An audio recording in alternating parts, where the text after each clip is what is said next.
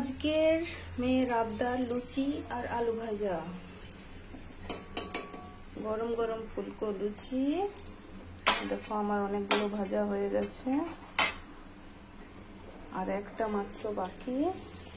সকালে উঠেছি সোনা, উঠে পরে এখন বাজে 10:30।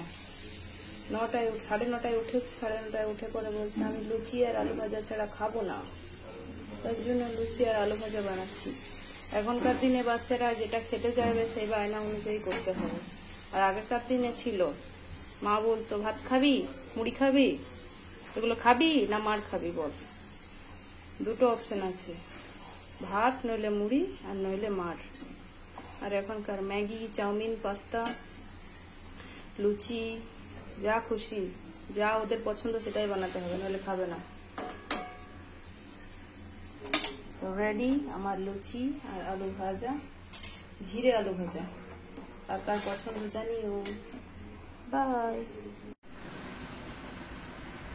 হ্যালো বন্ধুরা, আমি সুইটি, আমার চ্যানেলে সবাইকে স্বাগত। আজকে হচ্ছে ফলহারিণী কালী পুজো। তো আমি আজ উপোস রেখেছি মায়ের। তো শুনেছি নাকি এই ফলহারিণী মায়ের উপোস রেখে যদি কোনো ফল দান করা হয় মাকে, কোনো কিছু মানত করলে তা যতক্ষণ না মানত পূর্ণ হচ্ছে ততক্ষণ সেই ফলটা যেটা মাকে দেওয়া হবে সেই ফল খাওয়া যায় না। তো আমি আজ উপোস রেখেছি, সেই কারণে বিশেষ করে আমিও শুনেছি। তো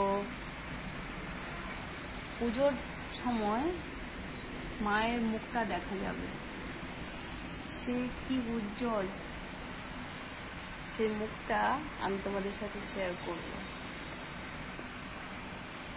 রাতে যখন পুজো দিতে যাব তখন শেয়ার করব। এখন তো যাইনি, এখন বাড়িতে রান্না বান্না করে এখন একটু ভিডিও শুট করতে বসেছি। মেয়েরা কার মায়ায় আটকায় বলো তো?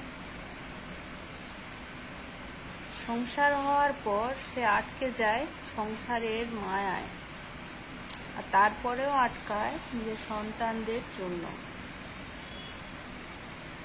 নিজেকে সে খোলামেলাভাবে প্রকাশ করতে চায়, কিন্তু তার মুখ বিয়ের পর বন্ধ হয়ে যায়। যে প্রচুর বকবক করতো সেই মেয়েটাও আর চুপচাপ। নারী নিজের যত্ন নিতে ভুলে যায়, নিজের যা স্বপ্ন থাকে তা বিয়ের পর মুছে ফেলতে হয়। সংসার বড় মায়া। আমার পেছনে কে কি বললো সে নিয়ে কোনো কিছু চিন্তা নেই, সামনে কে কজন কি বলতে পারলো তাহলে জানবো দম আছে। পেছনে তো কুকুরও ঘেউ ঘেউ করে, তাই না? আমার এই ভিডিও করা নিয়ে অনেকের অনেক প্রবলেম। তো যাদের যাদের প্রবলেম হয় তাদেরকে একটাই রিকোয়েস্ট করব, সেই ভিডিওগুলো আমার এমনভাবে দেখবেও খাপটি মেরে থাকবে আমার প্রোফাইলে বসে।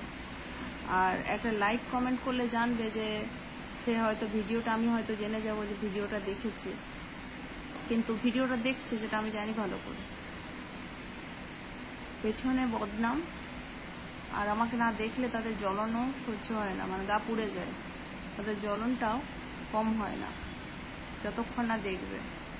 ভিডিও শেষ থেকে শুরু থেকে শেষ পর্যন্ত দেখতেও থাকবে, কিন্তু এরা বেশিরভাগ করে, আত্মীয় স্বজনরাই বেশিরভাগ করে। ভিডিও দেখবে, আবার জ্বলনও লাগবে, আবার কত কথাও বলবে, আমাকে নিয়ে নিন্দাও করবে। এই হলো আত্মীয় স্বজন।